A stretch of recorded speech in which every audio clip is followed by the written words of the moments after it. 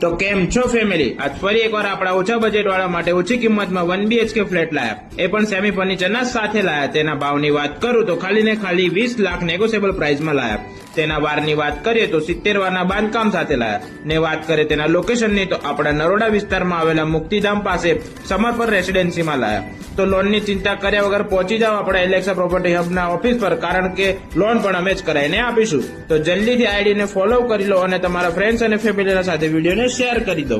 Thank you.